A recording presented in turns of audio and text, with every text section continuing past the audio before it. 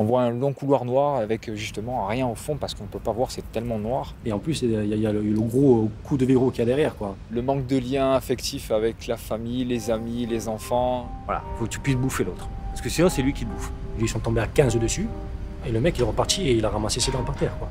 Le mec, il se prenait des tartes, et il dormait pas dans un lit, il dormait par terre, en dessous de mon lit. Parce que quand vous mettez quelqu'un 23 heures sur 24 en cellule, quand il sort, il est encore plus méchant.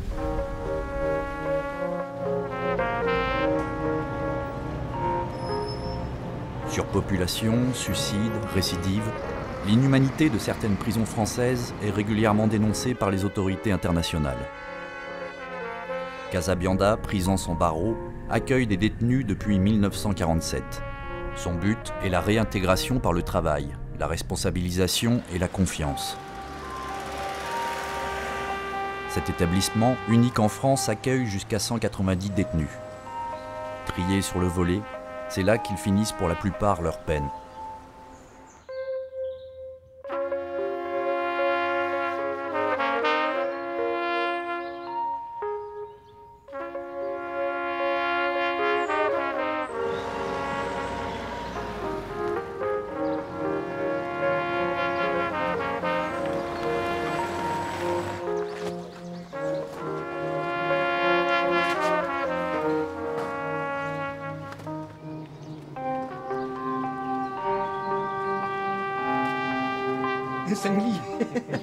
Sanglier.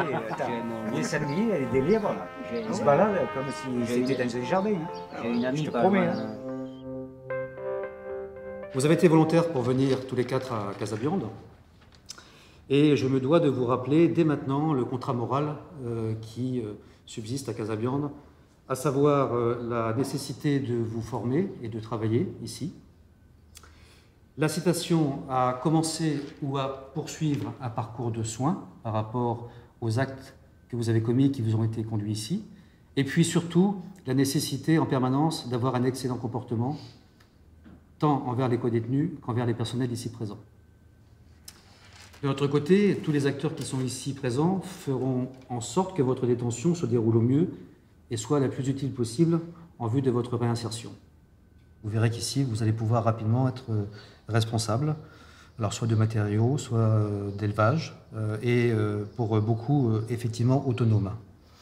Donc, sachez profiter de cette chance qu'on vous offre, et puis, effectivement, on pourra ensemble construire un véritable parcours intéressant jusqu'à votre libération.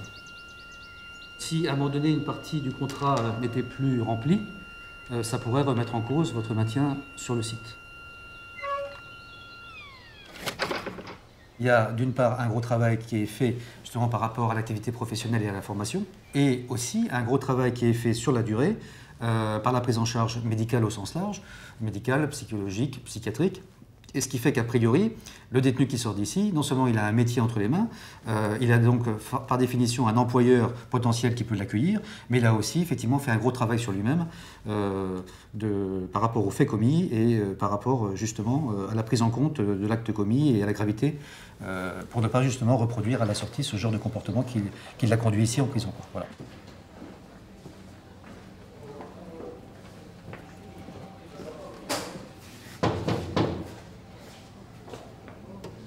Donc il y avait eu plusieurs périodes d'incarcération, puisque vous me parlez de mes détentions antérieures. Donc il y en avait beaucoup. D'accord. Okay. Et à chaque fois, ça se passait difficilement. J'ai des agressions sur dépositaires de l'autorité, des menaces de mort, des séjours au quartier disciplinaire. Vous étiez plutôt un détenu rebelle. Très rebelle, on va dire, très rebelle, voilà. Et c'est vrai que quand je suis arrivé ici ce matin, il y a beaucoup de choses qui m'ont choqué. Je vous le dis honnêtement. C'est pas ma première incarcération, c'est la première fois que je vois le directeur d'un centre de détention qui vient vous serrer la main. Alors, choqué dans le bon sens, vous voulez Oui, bien sûr, dans le bon sens. Vous verrez qu'ici, c'est ce que j'expliquais tout à l'heure, le relationnel est forcément différent, puisque la structure n'est pas la même, mais je réinsiste sur le fait que c'est néanmoins une détention et que c'est néanmoins une prison. Voilà. Merci.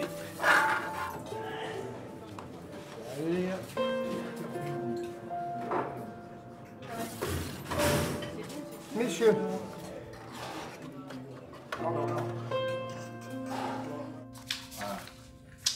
Là, c'est là où on est. Ouais. Ici, là, c'est là où vous dormirez. Ok? D'accord. Donc ça fait à peu près 1400 hectares, tout le domaine. Ah. Je n'irai pas sur les 1400 hectares, Non, bien sûr. mais c'est très grand. Ok. Alors, 1400 hectares, et il y a 2 ou 3 surveillants par jour. C'est-à-dire qu'on est obligé d'avoir des appels. Vous avez entendu la sirène tout à l'heure? Oui, je l'ai Ça, entendu. c'est des appels. Voilà, c'est ça justement, je voulais savoir comment ça fonctionne. C'est expliqué très bien dans le livret, vous le lirez. En fait, il y a 5 appels par jour. Il y a un appel à 6h45, un à 10h, un à 13h30, un à 16h, un à 17h45. La fermeture, le surveillant, il ferme le bâtiment. D'accord? Votre cellule, on ne s'en occupe pas. C'est vous qui l'ouvrez, qui la fermez. Elle est ouverte 24h sur 24. D'accord. D'accord. Si la laisse ouverte, Voilà. Pourquoi? Parce que, à part au quartier arrivant, dans les autres cellules où vous serez affecté, il n'y a pas de toilette en cellule. Ok? C'est sur le palier. D'accord. Okay. Et les douches, c'est comme au camping dehors. D'accord. L'été, ça va. L'hiver, un peu plus froid, mais bon. Donc là, vous allez attendre avec les autres dehors. Dès que je vois le dernier, on descend faire l'état des lieux. D'accord. Je vous remets votre clé à ne pas perdre. D'accord. Toujours sur vous. Quand vous sortez de la cellule, toujours fermez votre porte.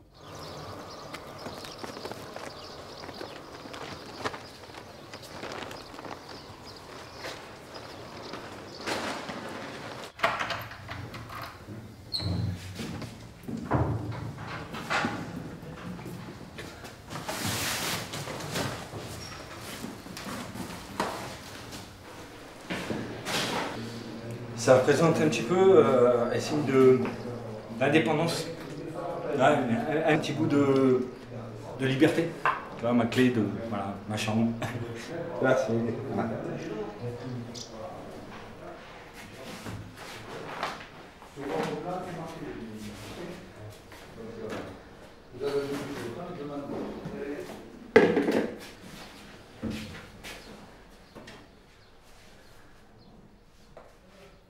En quelque sorte, au début, la prison, elle m'a sauvé un peu la vie. C'était ou ça, ou alors je me retrouvais entre 4 planches. Mais quand j'ai découvert pour la première fois l'univers carcéral, je suis devenu encore plus méchant que ce que je n'étais. Quand tu as fait des grosses peines, tu as l'appréhension de sortir. La dernière incarcération que j'ai faite, le matin, j'étais dans ma cellule, je voulais pas sortir. Non, j'avais peur, je voulais pas sortir. Mes parents m'attendaient dehors sur le parking, et moi j'étais à l'intérieur, je voulais pas sortir. Et les surveillants qui sont venus, et même le chef de détention qui est venu, le chef de détention, je lui dis, mais non, mais de toute façon, je sors pas. Je lui dis, le premier qui rentre dans la cellule, je lui dis, je le cartonne, comme ça, je repars. Malheureusement, c'est mon univers, justement, et voilà. Et justement, il faut qu'aujourd'hui, j'arrive à faire en sorte que voilà, ça reste pas mon univers.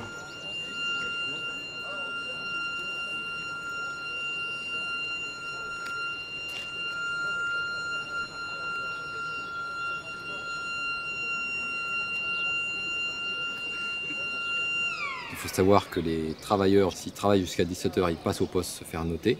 Ils ne viennent pas à l'appel de 17h45. Donc il peut y avoir des erreurs, c'est très rare. Parfois des détenus qui ne viennent pas à l'appel, ça peut arriver. Donc il y a des rappels à l'ordre. On en a vu qui étaient exclus de l'établissement parce qu'ils n'arrivent pas à s'adapter au régime de confiance qui est celui de Casabianda. Donc on ne peut pas se permettre de prendre des risques et d'avoir des détenus qui ne viennent pas aux appels.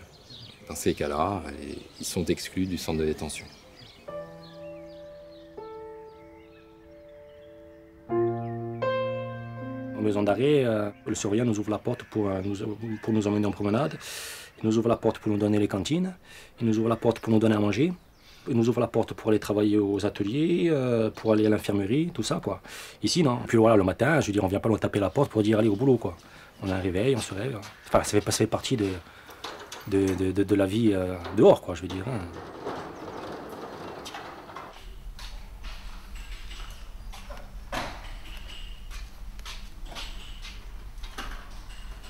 On est revalorisé ici, on nous redonne confiance. Ne serait-ce qu'un bonjour monsieur, c'est important, c'est quelque chose que sur le continent on avait perdu ça.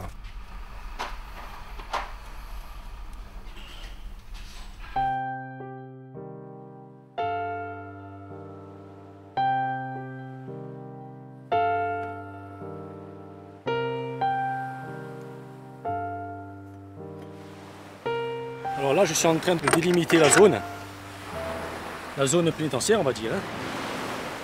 L'été, il y a beaucoup de touristes, quoi. Et bien souvent, ils passent sur la plage sans savoir que c'est une zone réservée aux prisonniers, quoi. Dans une prison classique, il y a des murs et on sait très bien que physiquement, on peut pas traverser ces murs, quoi.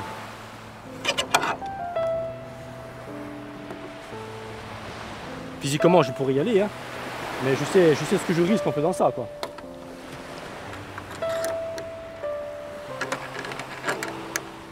Là, les murs, ils sont dans la tête. Tu vois, là, j'ai un pied en liberté et un pied en détention, quoi.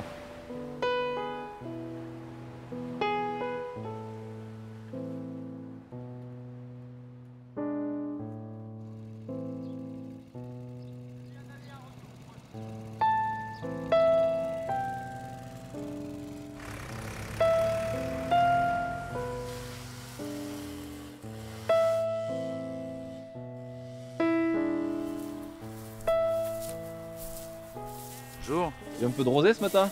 Ça va? Ça va. Et alors, pas de chouchoute là, du coup, dans le lot là? Bah, les chouchoutes, si, regardez la petite noire là. Voilà. Celle qui a les cornes là? Voilà, c'est une petite 30 000, c'est une agnelle de. Il y a 1 an. D'accord. Qui va mettre bas pour la 2e fois cette année. Et voilà. Surnommée gras double. Ah, la fameuse. Voilà, exactement. C'est une 30 000 à 30 557. D'accord. Après, vous avez la brune juste au milieu des 3 noirs là. Ça, c'est une des meneuses du troupeau, ça. Là, il vaut mieux les amadouer et après, elles font suivre tout le reste. C'est celle avec Ça. lesquelles il faut sympathiser en priorité. Quand je suis arrivé sur le centre de détention, je connaissais vraiment rien à rien dans ce milieu-là. Pour moi, c'était complètement stupide, ça servait à rien. Et puis je me suis pris au jeu, j'ai pris ça comme un challenge en fait. Je me suis pris au jeu, ce qui me surprend tous les jours encore.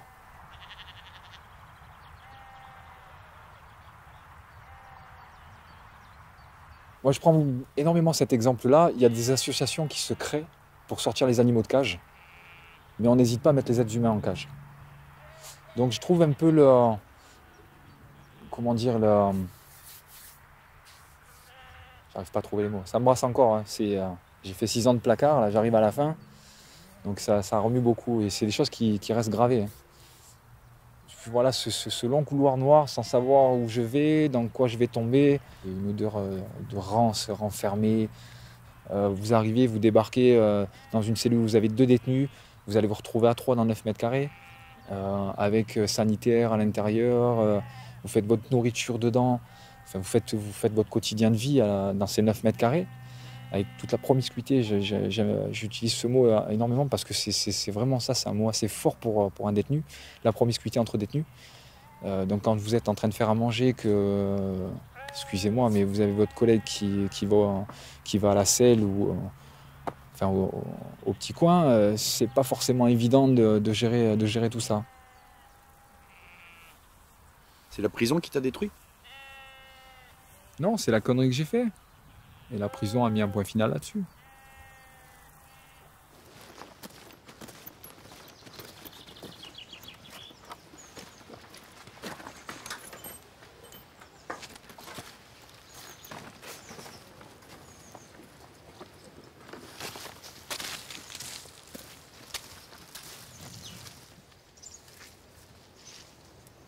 Et ça fait combien de temps que vous êtes ici? Ça va faire 3 ans. On ne refond pas dans sa tête à se dire ouais, qu'est-ce que je vais être pendant des années en prison et qu'est-ce que je vais faire, ceci, cela. Au moins ici, il y a de la réinsertion, il y a du travail. Surtout, on est obligé de travailler. Si on ne travaille pas, automatiquement, on repart dans le continent. Et quand on fait quelque chose, au moins, on nous voit autrement, quoi. On ne nous voit pas comme un détenu. On nous voit qu'on est capable de faire des choses correctes. On est obligé de travailler, on est obligé de faire des suivis psychologiques et psychiatriques. On est obligé de faire ce que la justice nous dit de faire. Voilà, c'est tout. Vous savez, j'ai fait la prison de Douai en 92. Il fallait montrer les dents, il fallait taper. Hein. Si vous ne tapez pas... Et c'est peut-être pour ça que je suis revenu en prison, parce que j'avais une haine envers plein de choses. La justice, les détenus. Il faut vous dire une chose, Moi, ma vie, elle a été faite plus de bas que de haut. Bon, j'ai pas eu de chance, voilà.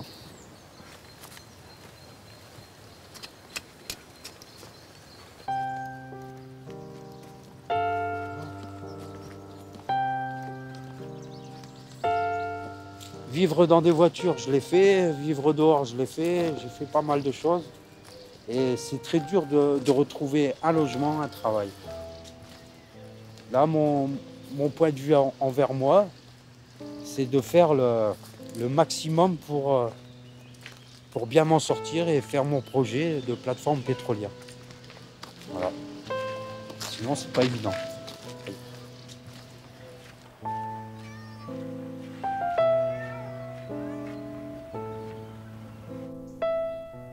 Casabianda m'a permis de revoir ma fille.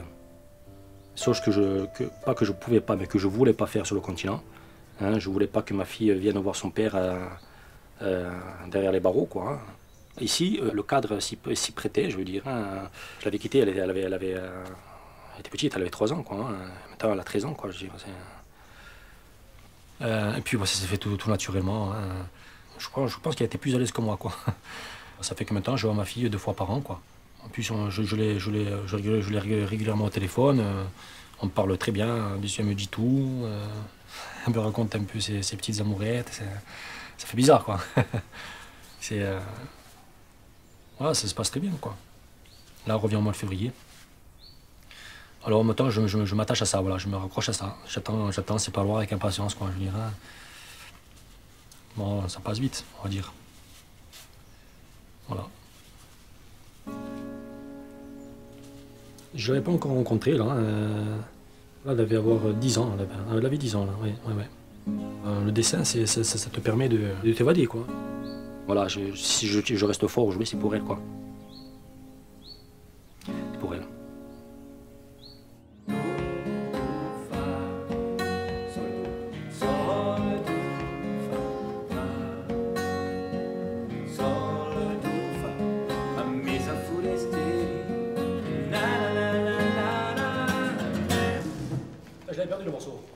Ce sont des gars qui sont emprisonnés et on a quand même des barrières à tenir.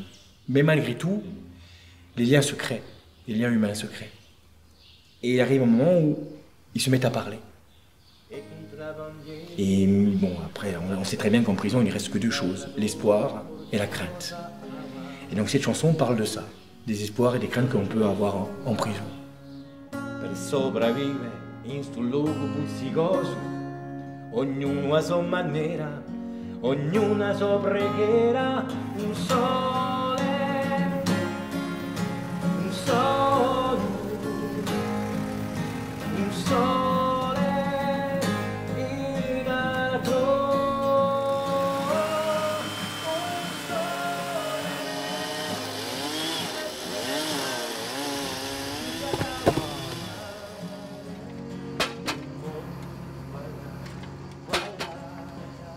On a un vocabulaire qui est propre à la régie. Pour nous, nos employés sont des opérateurs. On ne peut pas les considérer comme des détenus, sinon ça fonctionnerait comme un bagne. Nous, l'idée, c'est justement de remettre les gens, des gens qui ont été enfermés pendant un certain nombre d'années, sur les rails de la vie professionnelle, hein. Leur remontrer un petit peu comment fonctionne une entreprise. On a un système de promotion avec des chefs d'équipe, hein, chez nous, et on a une grille de salaire qui va évoluer en fonction de l'expérience et en fonction de notre satisfaction de leur travail. Ça fonctionne comme une entreprise. Voilà, c'est pas mal. La RIEP, en fait, est une structure qui n'est pas budgétée, c'est-à-dire que ce ne sont pas les impôts qui vont rémunérer la RIEP. Et ce qui nous rémunère, en fait, c'est ce qu'on produit. Ici, il y a un petit peu de tout, hein. Il y a des ambulanciers, on a des boulangers, on a vraiment des gens qui viennent pas du tout de ce milieu-là. Et donc d'abord, il faut les former, et passé un certain âge, la condition physique, elle ne revient pas tout de suite. Ce qu'on leur dit quand ils arrivent, ils redécouvrent des muscles, hein. Il faut quand même un sacré temps d'adaptation, mais bon, ça se fait.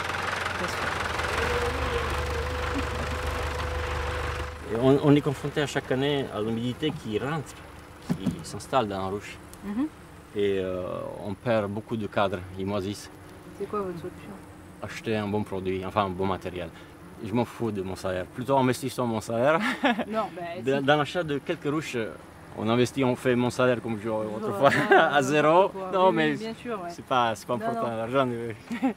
Il est encore meilleur. Je vous ai encore gardé des. Ah ouais. Oui. Il est franchement excellent.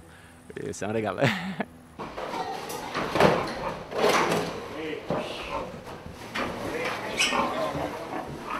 Ça aussi, elle est brave. Elle aussi, elle est brave. Hein, ça aussi, c'est brave. Et quand elles sont vieilles, on les vend pour la boucherie. C'est pour ça qu'on ne s'attache pas trop, parce que bon... il y en a certaines, quand elles partent, ça fait un peu de mal. Et ça fait 6 ans que je fais ça, tous les jours 6 h du matin. À la longue, c'est vraiment... mais c'est plaisant. Des fois, on travaille jusqu'à 2-3 h du matin. Quand il y a des mises bas, on n'a pas d'heure. Hein. Ça me fait à peu près 26 € et des poussières de la journée. Bon, enfin, c'est le métier qui veut ça. Et,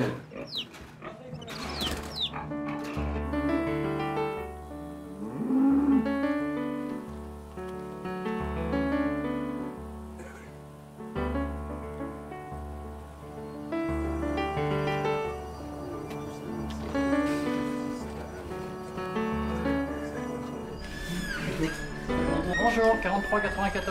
43,94. Ok. Un sirop de grenadine, un sirop de menthe. Un couscous royal. Ouais. Et une bouchée pour chat. 2 œufs frais. Ouais. Ensuite, de l'autre côté, 2 champignons. Ouais. Et 4 sardines de mat. Suivant. J'ai l'impression de vivre, oui, parce que voilà, le matin je me lève, j'ai un but, je viens travailler, je sais que j'ai mon travail, chose que j'avais pas dans d'autres maisons d'arrêt. À l'extérieur, faut dire, j'ai pas vraiment eu l'occasion de travailler, parce que bon, malheureusement, je suis pas resté vraiment longtemps dehors. Hein, j'ai quand même pas mal d'années derrière moi, donc c'est quelque chose. Et d'ailleurs, mes diplômes, je les ai passés en prison. Et c'est vrai que c'est, je pense, grâce à ça que j'ai pu obtenir la place. Pour moi, oui, c'est quelque chose de valorisant, oui, parce que ça permet de, pas de me mettre en avant, mais de dire, voilà, j'ai des compétences, comme n'importe qui.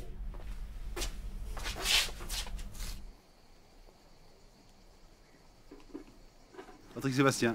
Oh, ça va? Ça va, Riva? Ça va, chef? Ah, c'est génial. Ça va? Comme ça. Oui, ici ils sont très corrects. Bonjour, au revoir. Ça fait quoi, 2 ans et demi? J'ai pas vu un détenu insulter un surveillant. Jamais. Pas d'agression, encore moins. Bagarre entre détenus, bon, j'en ai pas vu. Des fois, quand ils s'engueulent, de suite, ils viennent ici au poste se plaindre. Mais bon. Après, avec la population pénale qu'il y a là, dès qu'il y a un petit souci, quelque chose, on le sait de suite. Hein. Ils viennent nous le dire, ils viennent nous voir.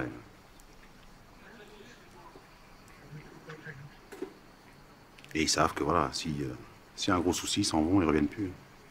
Bonjour, chef. Ça va, on sait pas vu. Vous allez bien? Ça va, Messieurs.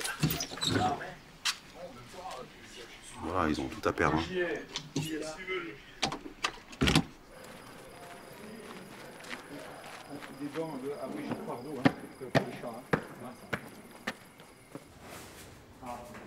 C'est l'appel. Allez. Bonne nuit les gars. Allez, bonne nuit. Bonne soirée. Bonne soirée. Ciao. Allez, bonne soirée. On ferme les bâtiments, mais à l'intérieur c'est ouvert. Ouais. Donc ils peuvent continuer à prendre le café, à discuter, à être ensemble, quoi. Dans les prisons sur le continent, c'est la désœuvrance, c'est l'inactivité, ça entretient la haine qu'ils peuvent avoir envers la société, ou le système ou le machin. Moi, c'est ce que je suis pas un genou, ça fait 25 ans que je suis là-dedans, donc j'ai un petit peu de... Tu arrives à voir comment ça se passe, quoi, les types, comment ils réagissent, comment ils... Certes, pendant qu'ils sont bouclés, ils font pas d'autres conneries, d'autres délits, mais quand ils ressortent, Ça repart de plus belle, les chiffres sont là, il y a un taux de récidive.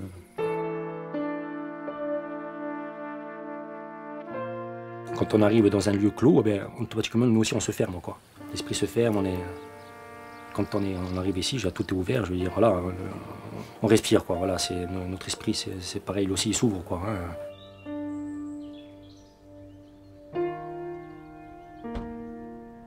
Ma mère qui arrive, j'espère que de bonnes choses. Ça va. Ouais. Et qu'est-ce que je veux dire?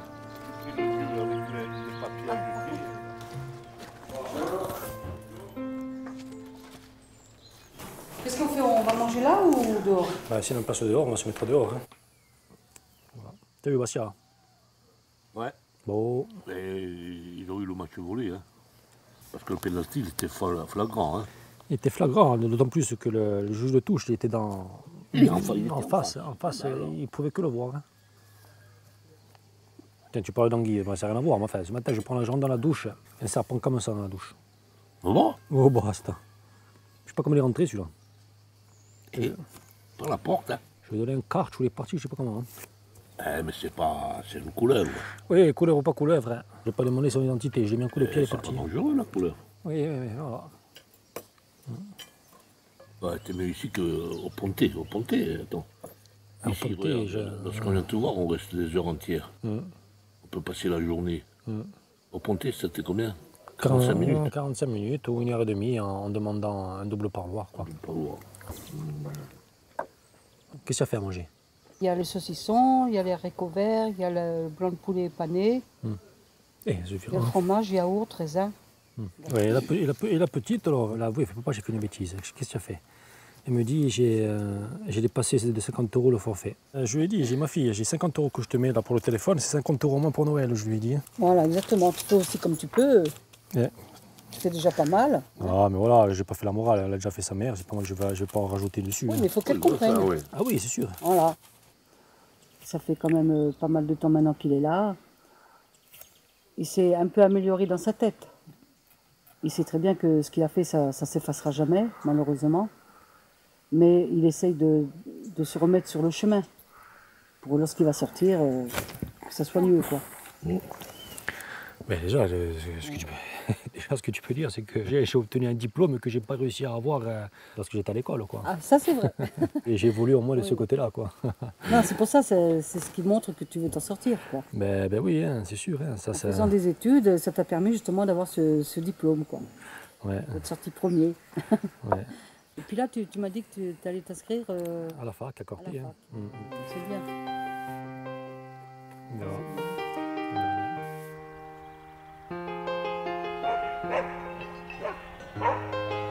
On a la carte postale, certes on a les avantages de la mer, on est ouvert ici et là, mais après il y a l'envers de la carte postale qui est quand même pas oublier d'où on vient, quoi.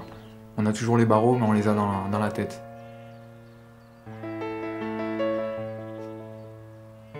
Désolé, donc on n'a pas forcément le temps de passer un coup d'éponge après chaque repas.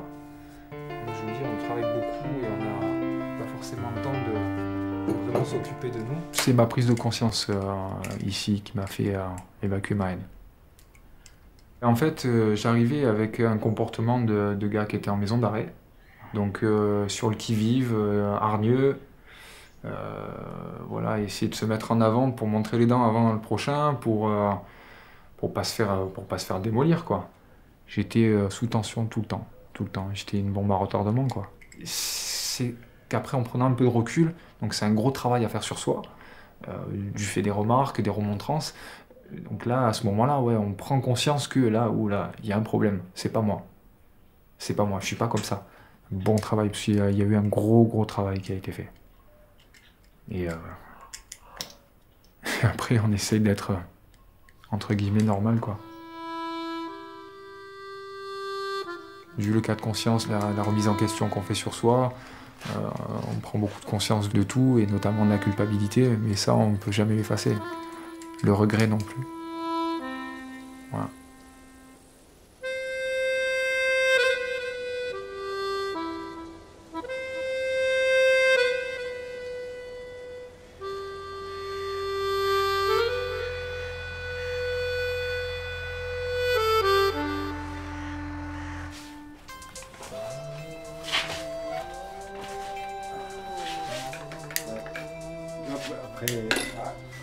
c'est café, cigarette. Bon, faut savoir qu'en prison, t'as dû le voir aussi, la légende qu'il y a pas d'armes en prison et tout, c'est qu'une légende. Ouais. Moi, il y a 4 gars qui sont venus me voir dans la cellule, qui m'ont sorti 4 lames comme ça, qui m'ont dit bon ben on est au courant de ton histoire, on est au courant de ce que tu as fait. Ah. Alors maintenant tu vas nous faire les cantines, tu vas nous faire ça, tu vas nous faire des tas de trucs, quoi. Tu vas nous sortir des trucs, des cuisines, etc., etc. Et bon, le truc qu'il faut savoir, c'est, mais ça tu l'apprends en prison, quoi. C'est que bah, même sous la menace, dire quitte à prendre un coup, c'est malheureux, mais quitte à prendre un coup, faut pas céder parce qu'après tu deviens ce qu'on appelle, ce qu'ils appellent vulgairement la pute de la prison, quoi. C'est-à-dire les mecs qui viennent, ils te demandent tout, tu peux plus dire non, t'es pris dans un sale système et puis si tu cèdes une fois, c'est mort. Tu peux pas rester insensible à ça. À un moment, bah, t'es obligé de vivre avec. Alors soit tu t'adaptes et tu deviens comme eux, soit bah, tu fais comme font certains, tu t'accroches, quoi. Tu décroches. Tu te pends. Moi, j'étais en prison à Vars. Et j'avais un ami un peu comme... il était en cellule avec moi.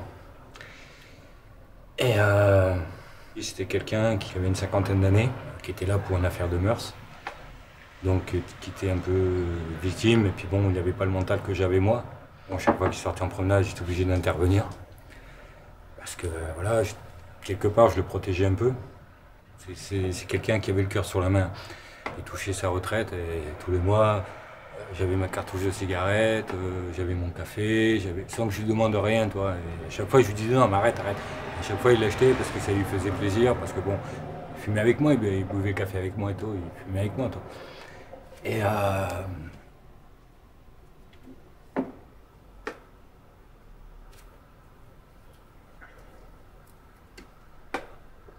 jour, je l'ai retrouvé mort. Ouais. C'est pas bien plein de vie, c'est lui. Voilà. Et je te jure que quand tu te lèves et que tu vois quelqu'un qui est pendu, ça te fait drôle. Ouais, ça te marque. Voilà.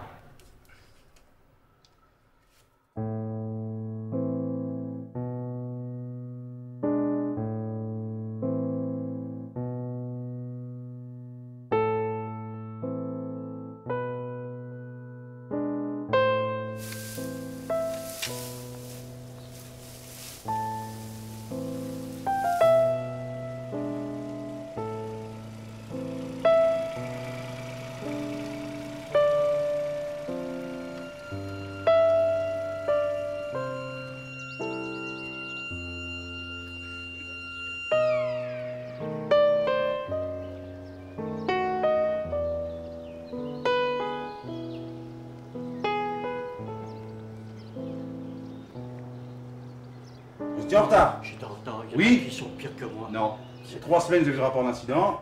Eh ben, ça fera le 4e, c'est bon. C'est mieux d'être enfermé 23h sur 24 sur le continent. Préféré? J'ai ma femme au moins, elle viendra. Ah ouais? Oui. Alors, soit vous êtes là aux appels, soit vous faites une lettre, vous pouvez partir et vous dégagez. Pas de souci, aucun souci. Je sais que vous m'aimez pas. Je Ouais? sais, oui. Pourquoi, je devrais vous aimer? Hein? Je devrais vous aimer? Non, mais... Voilà. non. Avec les autres, il n'y a aucun souci. Ouais. Voilà. Si vous voulez partir, vous faites une lettre, aucun souci. C'est clair?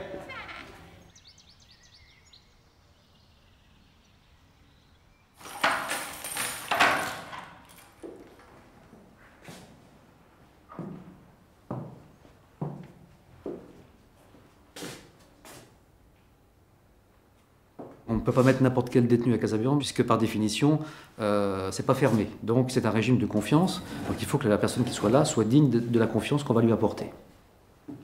Donc c'est déjà un peu moins ordonné que à côté. Il y a des profils qu'on souhaite et il y a des profils qu'on souhaite surtout pas.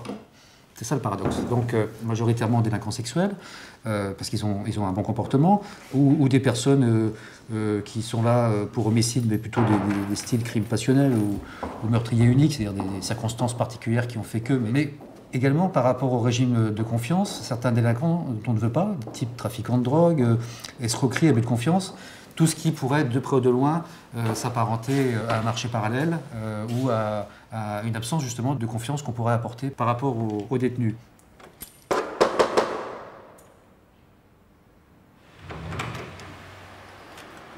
Ça va? C'est pour quoi faire votre dispositif, là, l'ouverture de porte?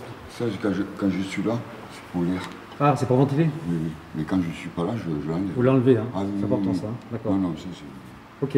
Excusez-moi, je suis de repos, je travaille. Oui, oui, je sais que vous n'êtes pas de service. Je sais que vous n'êtes pas de service aujourd'hui. Je profite de dormir. Vous avez bien raison. Allez, bonne fin de journée. Merci, monsieur. À bientôt. Remettez vos C'est dispositifs. gentil de votre part. Merci, au revoir. Sinon, si vous voulez visiter, je sors. Non, non, non, pas de souci. Reposez-vous.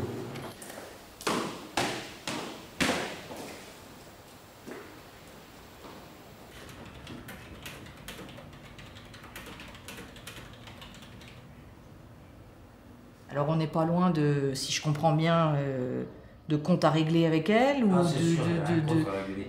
de quelque chose qui s'apparente en tout cas ou qui peut s'apparenter à de la menace. Ah oui, oui. Alors c'est pour ça que ça me semblait surprenant parce que ça fait pas trop partie de votre tempérament ou en tout cas pas de ce qu'on connaît de vous ici. Oui, tout à fait. Et nous, on peut pas laisser ça comme ça, sans avoir des explications. Je vous cache pas que non seulement ça la surprise, mais que ça l'angoisse un peu. Puisque... que ça l'angoisse. Alors, si vous voulez bien m'expliquer, c'est quoi le conflit avec cette maman et... Le conflit est réel.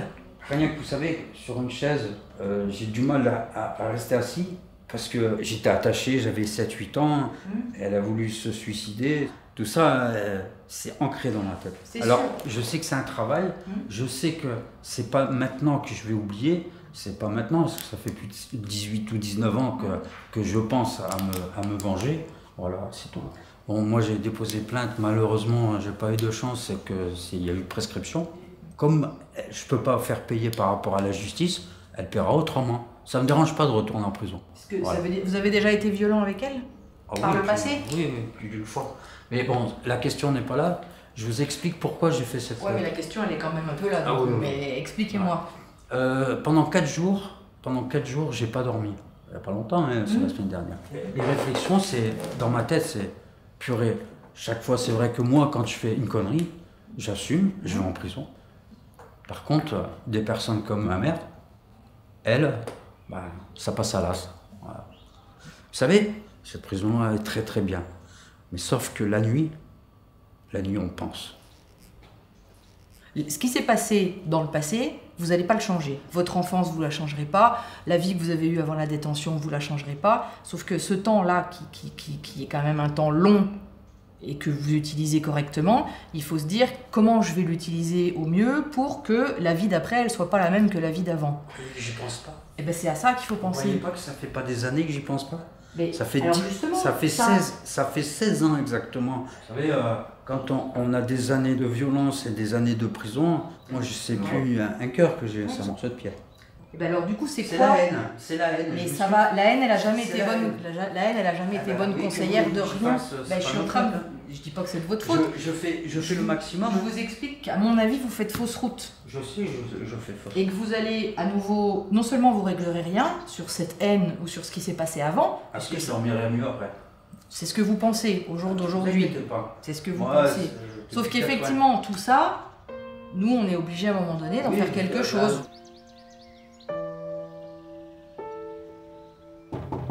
Entrez. Fred, ça va? Ouais.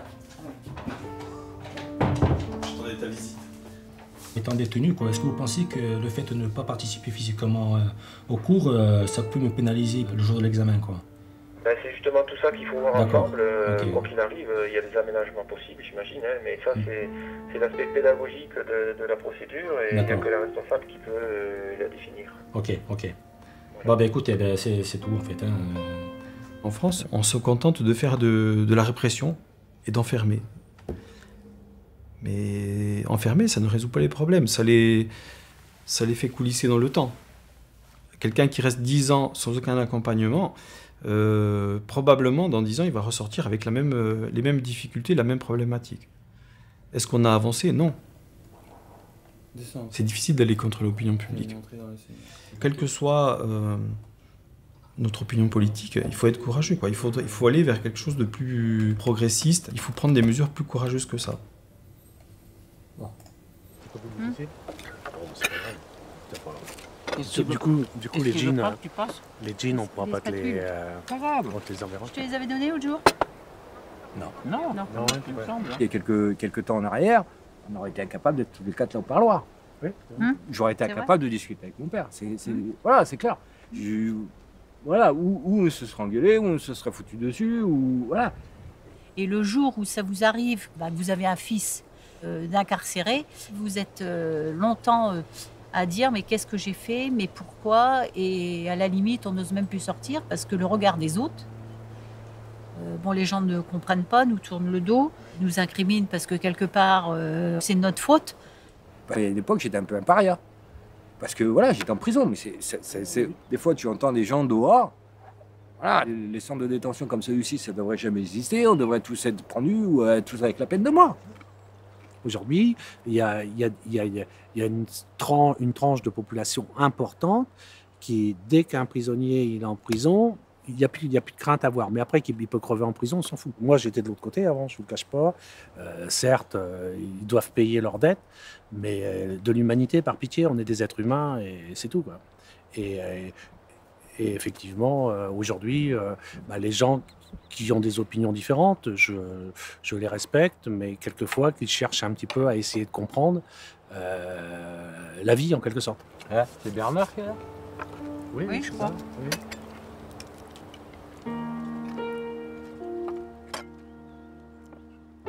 J'ai changé, je me suis dit, j'ai un fils qui a des problèmes, qui est très sérieux. J'ai essayé de comprendre, je me suis documenté, et puis je me suis aperçu que mon comportement était ridicule. On ne pouvait pas enfoncer quelqu'un qui était déjà mal dans sa peau, mal dans ses conditions de vie. On ne pouvait pas enfoncer plus en disant « je ne veux pas savoir ». Oui, parce qu'il m'a dit « moi je ne crois plus au Père Noël ». Ah oui.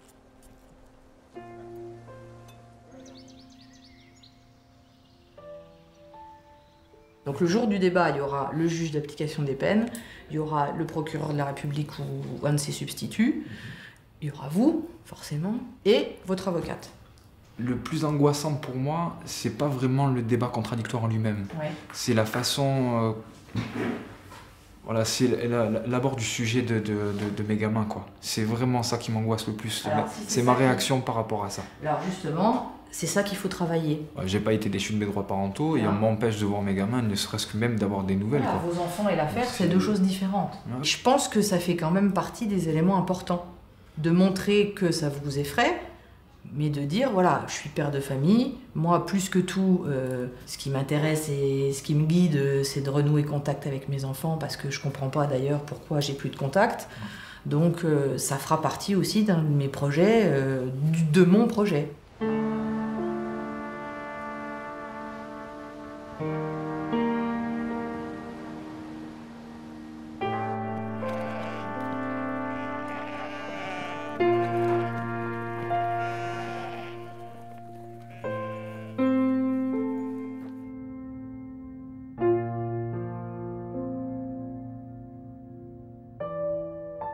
Honnêtement, je vais vous dire, j'ai un peu du mal à m'exprimer. Alors, j'ai fait faire une lettre au directeur. Vous voulez que je la lise? Et après, on en parle? Voilà, okay. si vous voulez bien. N'arrivant pas à m'exprimer correctement, je me permets de vous écrire afin de vous exposer les faits de l'incident survenu ce jour-là sur le lieu de travail. Vous expliquez que vous avez des problèmes avec votre famille, que vous demandez si vous avez même parfois une famille, que vous en souffrez, et que cette situation vous écarte parfois de la réalité dans la manière dont finalement vous gérez les choses, quoi, hein, pour synthétiser un peu. Et que finalement vous expliquez que les injures pour vous c'est la seule façon de vous défendre. Depuis 2 ans et demi que je suis ici, pour moi personnellement, je fais le maximum de travail, enfin comme je vous ai dit, de travail. J'ai fait un suivi psychologique. J'ai fait les groupes de parole d'alcoolémie, j'ai fait tout le nécessaire. Depuis que vous êtes ici, il n'y avait pas de problématique particulière, et on en a déjà parlé l'autre fois, ça fait quelques semaines ou quelques mois qu'on peut sentir que la nervosité, elle est là. Alors il y a des éléments de réponse, la maman, des choses qui commencent à vous tracasser un petit peu, sauf que nous, on est là pour gérer un ensemble de détenus, avec d'autres problématiques que les vôtres. Et notamment ici, vous savez très bien qu'on ne peut pas tolérer ce genre de débordement qui n'arrive quasiment jamais Et c'est bien pour ça qu'aujourd'hui, il va falloir marquer le coup. Et là, je n'ai pas pris de décision, mais vous imaginez très bien que si on vous a convoqué, c'est pas pour vous dire que c'est formidable, hein, ça c'est sûr.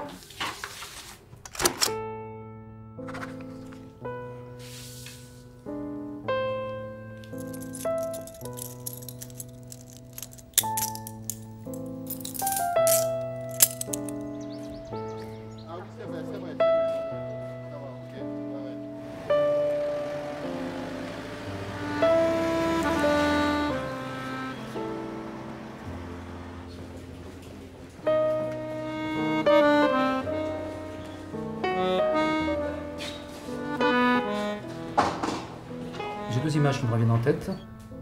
C'est d'une part un travail à la RIEP en permanence de façon très professionnelle et très courageuse. Si emploi. Ouais. Et aussi quelque chose d'assez peu banal, votre application au niveau sportif. Vous savez, à travers le sportif, on voit vraiment tout. On voit l'endurance, le courage, la joie de réussir. Hein. Non mais quand on arrive à faire ça en prison, quand on sort, j'allais dire quelque part, ça continue ça. Hein. Oui, non mais c'est pour ça que moi je ne suis pas inquiet de votre sortie, au contraire. Je suis persuadé que le bon comportement que vous avez ici, la bonne évolution, j'allais dire, vous allez la parachever dehors, en utilisant vraiment, je pense, hein, votre énergie positive par rapport à tout ça, quoi. Voilà. Donc, faites surtout les bons choix hein, en sortant. Prenez le temps d'observer les choses. Moi, je pense que, je ne vis pas par définition, mais je pense que quand on sort d'ici, même si c'est Casabian, il y a quand même quelque part un choc aussi dans l'autre sens, quoi. Vous allez retrouver une vie, entre guillemets, normale, avec des gens normaux, avec les problèmes, les solutions. Moi, je pense qu'il faut le temps de décompresser et puis de bien réfléchir à la suite, quoi.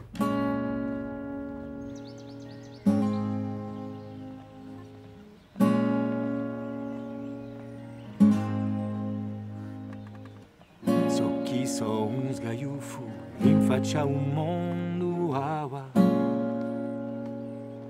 chi ci va sotto ai miradori odia girgo in tondo a mesa forestieri e contrabbandieri terzo giro i balladori e portagliosa awa cosa ci va per sopravvivere in sul luogo puzzicoso, ognuno a sua maniera. Voilà, mon pactage pour demain. Tout est là. Et voilà, il y a ma vie là-dedans. Voilà, maintenant je pars avec ça et il faut que je me reconstruise. Voilà. Mon poteau. Ouais, tranquille. Écoute, hein, trace ta route comme tu le sais le faire. Ouais. Et pas changer. Je t'enverrai des nouvelles de toute façon. Tu verras que 5 mois j'ai un appart, boulot et ça devrait rouler. C'est déjà bien. Ouais. Bon, ben voilà.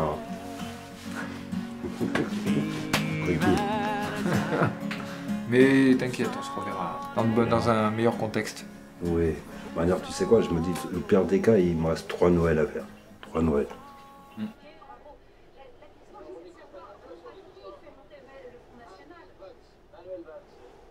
Quand il arrive les fêtes, c'est les boules, quoi. Ça fout les boules. C'est sûr, les gens, il faut qu'ils s'amusent dehors. Hein. Faut pas... La vie dehors, elle continue, hein, heureusement d'ailleurs.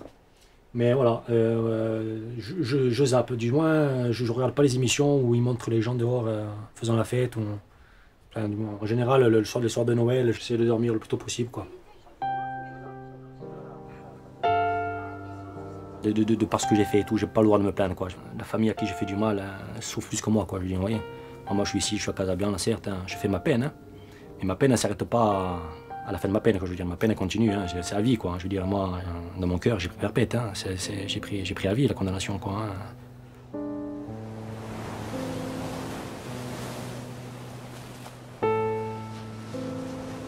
Après des années de galère et de prison, j'ai pu enfin discuter librement et revenir sur le passé avec mes parents. Et on a pu enfin se comprendre, ou tout du moins essayer. Et surtout avec mon père, et ce qui nous a permis chacun de notre côté de nous remettre en question, et sûrement de mieux comprendre l'autre et de reconnaître nos erreurs. Aujourd'hui, j'ai redécouvert mes parents. Et je sais, au plus profond de mon cœur, même si on ne se dit pas, que l'on s'aime.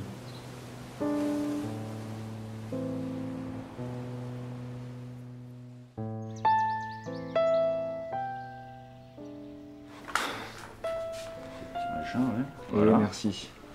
Un briquet qui marche. Bonne chance.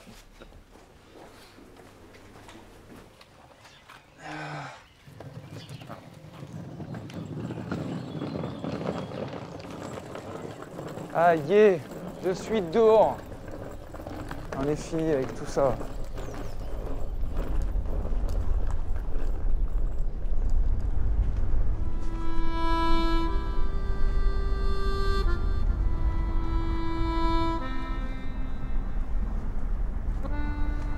Ah, ce que j'ai perdu durant toutes ces années, c'est du temps avec mes enfants. Et c'est du temps que je récupérerai pas. C'est du temps où je les ai pas vus grandir, je les ai pas vus évoluer. Ouais, c'est ce qui a été mon moteur aussi pour sortir au plus vite et retourner, je l'espère, le plus vite possible auprès d'eux pour écrire une histoire avec eux dans les années futures. En espérant qu'ils veuillent bien l'écrire avec moi.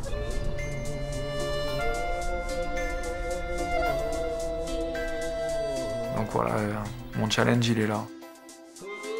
Pouvoir réentendre le mot papa. C'est mon but.